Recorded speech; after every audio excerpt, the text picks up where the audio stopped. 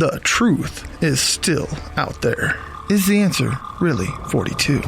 The optimum angle for white light to refract through water and thus form a rainbow is between 40.89 and 42 degrees.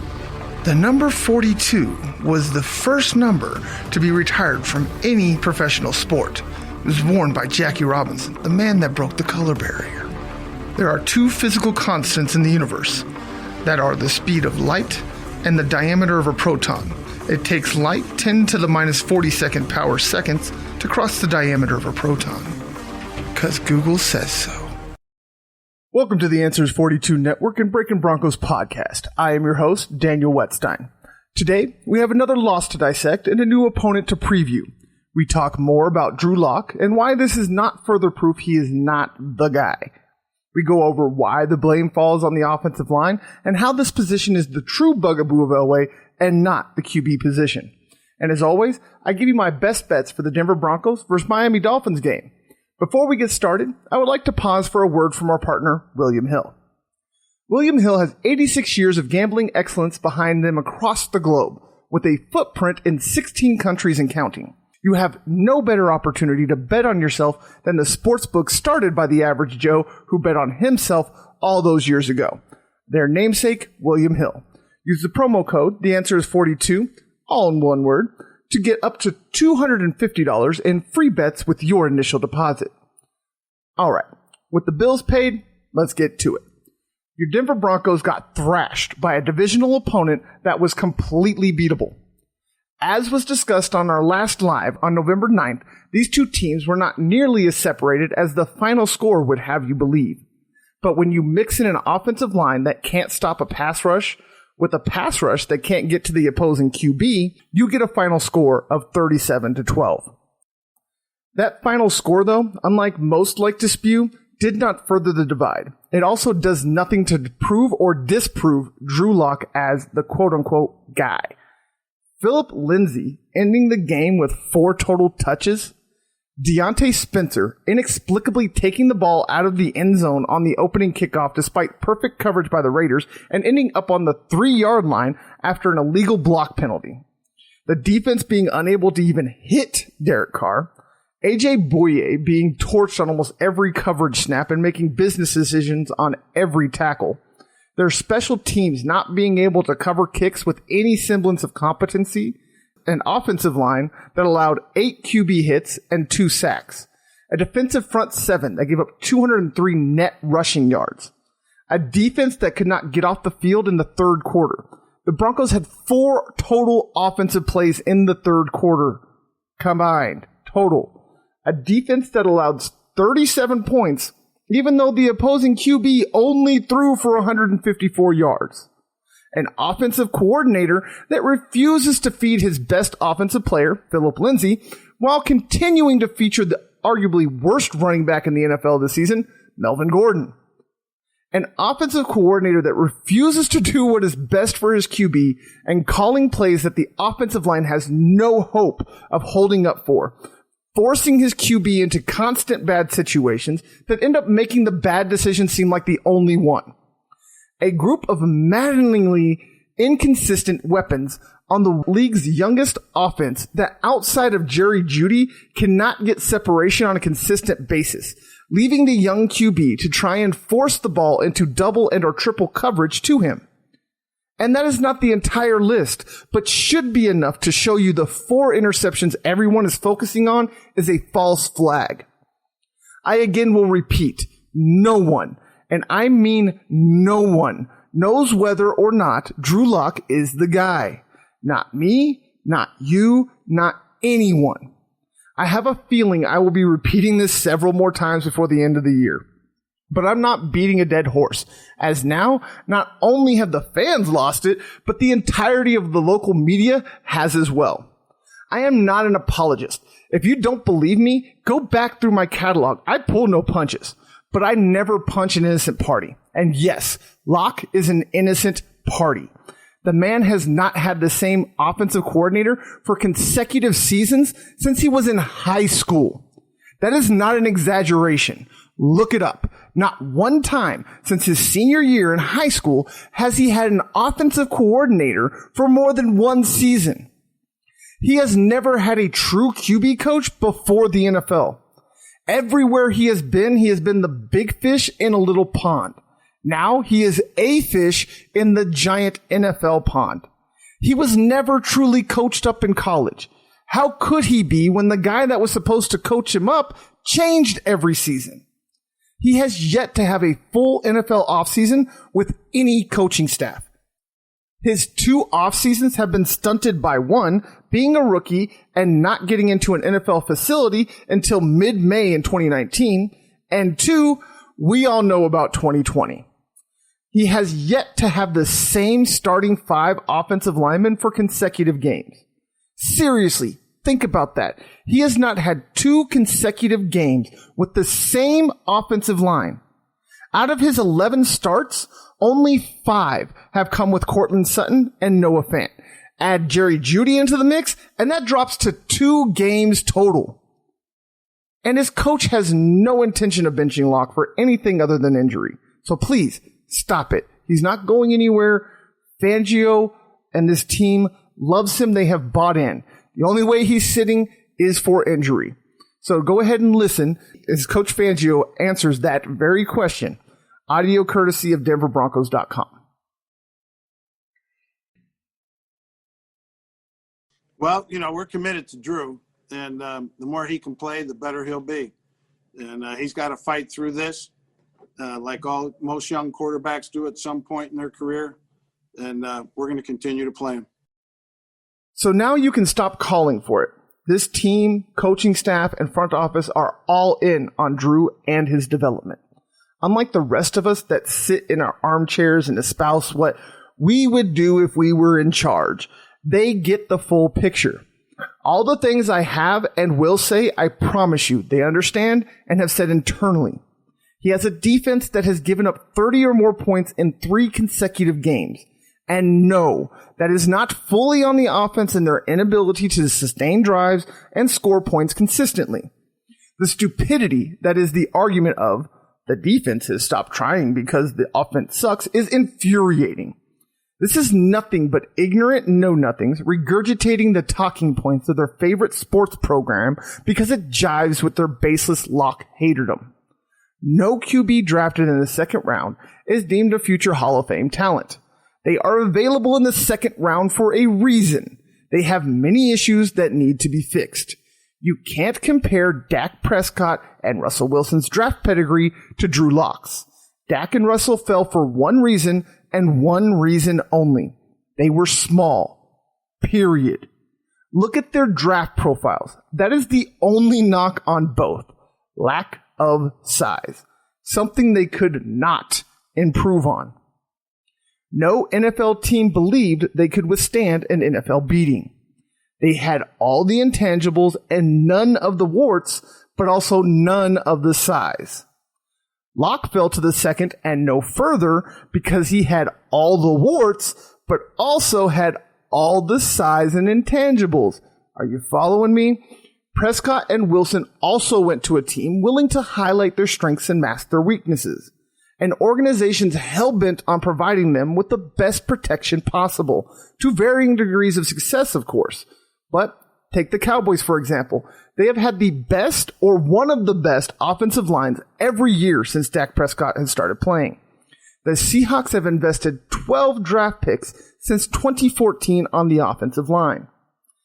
Every consistently good team has been built from the trenches out. Look at Baltimore, San Francisco, New England, before 2020, of course, and Kansas City. Each and every one was built from the inside out. You oppose that with the Denver Broncos, who have spent 1 first-round pick on the offensive line, Garrett Bowles, since 2014, and only 9 picks total on the offensive line in the same time frame. Of those 9, only 3 came before the 3rd round, and not one of those 9 players made even a single Pro Bowl. This is Elway's greatest weakness, not QB evaluation.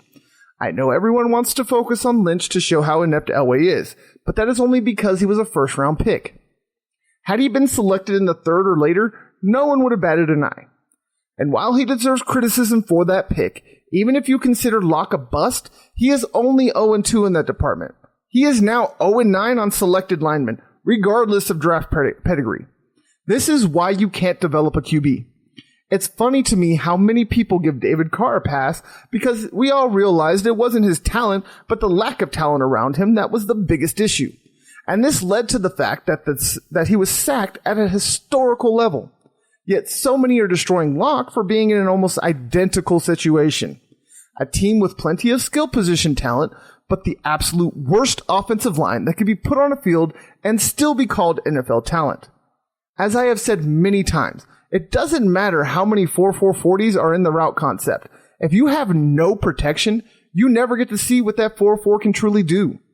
Yet time and time again, you see Pat Shurmur dialing up 5 to 7 step drops with route concepts that take 3+ seconds to develop. With an offensive line that rarely gives their QB 2.5+ seconds to throw, with a running back group that has given up more QB hits and sacks than almost any other in the league. He is consistently calling zero protection with 3 wide sets. That means he is sending every receiver out in a route, including the running back, leaving one of the worst and youngest O-lines in the league with no help. Shurmur was successful with Case Keenum in Minnesota because he had a good to great offensive line and receivers, plus one of, if not the best running back in the league in Dalvin Cook. So he was able to get away with the zero protection and deep route concepts because the starting 5 could hold up against just about anybody without the help of tight ends and running backs. And his skill players on offense could get separation against pretty much anybody. He also had an experienced QB that understood what a route concept, hot read, and etc. was without any coaching.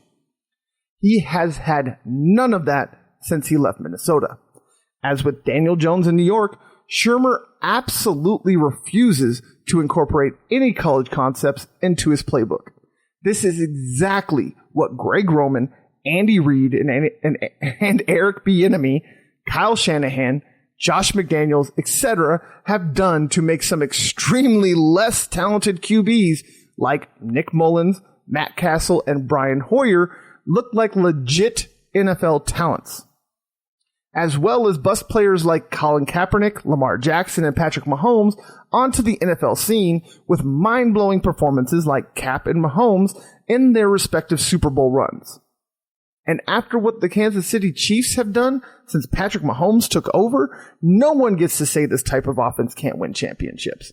You cannot evaluate a QB properly without the right supporting cast. You can stand on the good QBs raise all boats hill all you like. I will stay on the good QBs with protection raise all other boats. No QB, no matter how great, will always fail behind a bad O-line. There are no exceptions to this. Period. While I will give you, it is entirely possible the Broncos could ruin Drew Lock before 2020 is over, I cannot call him a bust without seeing him with an actual offensive line, not just human turnstiles and serial bear huggers. The struggle is real in Denver. Embrace it, Broncos country, like Bowles and his mates embrace their competition. Now, I believe this is the perfect time to mention our partner, the Beard Struggle. If you would like to become a Viking legend like me and my fellow brand Vikings, there is no better time than No Shave November. And right now, the Beard Struggle is having a Black Friday blowout. Get up to 40% off store-wide. And as an added bonus for my wonderful listeners, you can use my promo code for an additional 15% off your entire order. Just click on the link in the description and use promo code TheAnswerIs15 to get your struggle on. And welcome back to the Breakin Broncos podcast. I'm your host, Daniel Wetstein. Before the break, we were talking about the struggle in Denver. This is why it is real. Their next 3 opponents have a combined 21-6 record so far this season. That includes a murderer's row of a plucky and well-coached Miami Dolphins squad, the surging New Orleans Saints, and the otherworldly Kansas City Chiefs. The reason Ryan Fitzpatrick was so heartbroken he lost the starting QB job to Tua Tagovailoa was that he knew how good this roster truly was. After a year where so many of their fans turned tank commanders, demanded they lose, and the so-called failed in doing so, ended up with their guy anyway. Yes, Tua would have went number 1 overall had he not been hurt so horrifically in his final season at Alabama. But, semantics aside, they had a coach that built a culture, jettisoned those that didn't buy in, and then used those assets to build a well-rounded roster. This is not a team that does any one thing great. Ranking between 17th and 29th in pretty much any offensive or defensive metric, what they do, though, is play a disciplined defense that has the least penalized defensive backs in the league. They just never seem to blink and make the critical error, especially since Tua took over.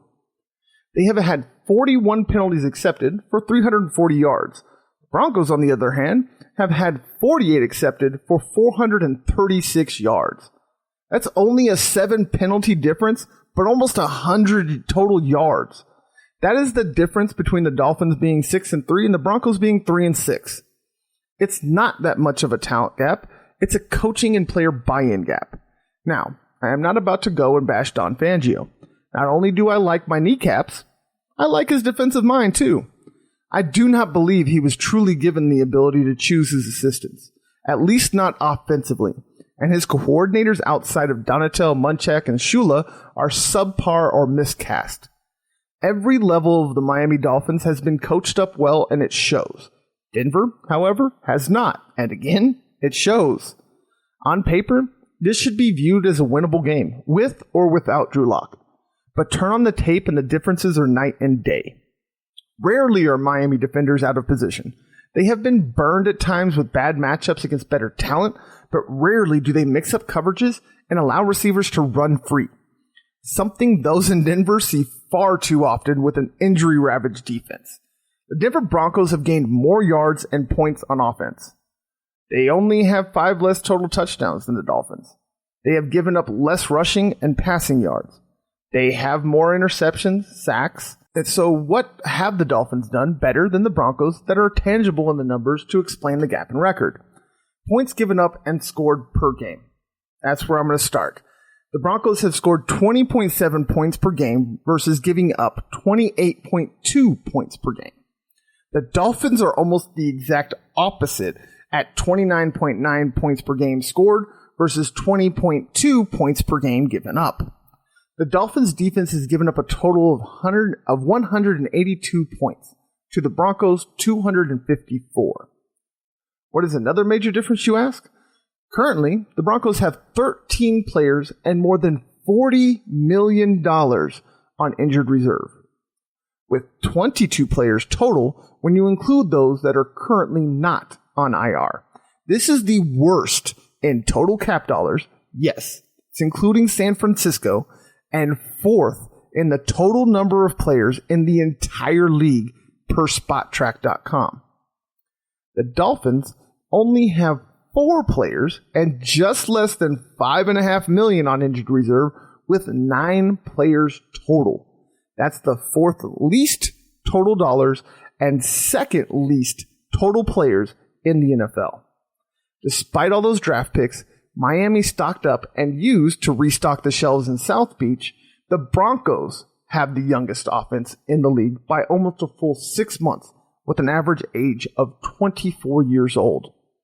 And the defense is not far behind, as currently constructed due to those injuries that have included stretches with the entire defensive line inactive or on IR due to injury. This is why I see so much promise in this squad. None of the young bloods on the roster have had the protection that was meant to be afforded them, and they're still having success. No, it's not always equaled into a win, but they are having success, and that is important experience for them moving forward. Now, we did see this 2 weeks ago against the Atlanta Falcons, where both starting cornerbacks and all 3 starting defensive linemen were inactive. Matt Ryan, Todd Gurley, and company moved the ball at will in the air or on the ground. You just saw it against Sunday against the Raiders, where Josh Jacobs and Devontae Booker went for more than 200 yards on the ground, while the D-line was still missing Jarrell Casey, Shelby Harris, and Mike Purcell. Yet Carr and company could only muster 154 passing yards with A.J. Boye and Bryce Callahan back in the fold. Case in point, injuries matter. Speaking of injuries, I believe it is time to get to the biggest injury news of the week in Denver. Drew Lock has strained ribs. And before anyone tries to start the broken Lock jokes, this is not about fragility. With the hits Lock has taken thus far, I'm honestly surprised he's been able to stay on the field as much as he has. That blindside hit by Arden Key in the second quarter would have broken any QB save Big Ben Roethlisberger. And even he would be feeling it on Wednesday. Which is the litmus test for worry about whether or not Lock will suit up on Sunday. If he cannot make it onto the practice field this Wednesday, you can start to worry about something more than a simple bruise or strain. NFL teams as a whole drastically downplay injuries on the official injury report until the player starts to miss time. Here's Fangio again on his injured QB and his possibility of playing against Miami. Courtesy again goes to DenverBroncos.com. His availability for Wednesday's practice right now is questionable. Like with many injuries, the next day is worse than the actual injury during the competition. So he's pretty sore today with the ribs, and we'll see where he's at on Wednesday. As you heard Fangio say, it is touch and go at this point, and will bear watching. We will continue to monitor this injury situation and provide any updates we find on theanswers42media.net and all our social media handles you can find there as well. And we are back at the Breakin Broncos podcast and the Answers 42 Network. I'm your host, Daniel Wetstein. Thank you for sticking through the break. And now we get on to everybody's favorite, the best bets for this week's Broncos game. Numbers are courtesy of William Hill Sportsbooks. Use our promo code, TheAnswerIs42, to get up to $250 in free bets with your initial deposit. William Hill. Ignore the noise. Bet on yourself. Now, I want to be clear with these selections. These are not part of my weekly best bets or locks. Those you will find on the flagship podcast, The Answer is 42, being released later today as well. These are simply what I believe are the best bets for this game if you are wanting to bet it. Each of these bets is going to be with the idea that Drew Lock will play. If that changes, I will update my picks via theanswers42media.net. When it comes to the spread, I will take the Broncos plus 3.5 at -110. The reason for this is it will be cold and overcast. Miami is going to want to shorten the game and exploit the biggest weakness of an otherwise solid Denver D and pound the rock with Gaskins. They also just don't run up the score as they are young and Tua hasn't truly been unleashed. Mix in a Denver offense that I have spent the better part of an hour tearing apart against a surging Miami D. There is a high probability of a low-scoring defensive battle. This favors the Broncos improving to 6-4 against the spread. That really kind of hedged my next two bets, but here we go. As I would take the Miami Dolphins on the money line at -175 if you forced me, but honestly, I would fade both, even with the Broncos plus 155 home underdogs. And I would take the under on the line of 45, as I stated earlier. I anticipate a low-scoring, ugly November game at a mile above sea level. Please, if you enjoyed this episode, make sure to like, comment, and follow all our social media handles you can find at theanswers42media.net. Thank you all for joining us here at the Breakin Broncos podcast. I'm your host, Daniel Wetstein, and for The Answer is 42, don't question the blue. Yeah, she cut her run in my coupe. Shawty might cut me loose. Shawty might want the truth, but you know me, I don't play by rules. She was run in my coupe. I know she saw it too. Pretty little thing, she gon' find a new dude, so I better stop wildin' out.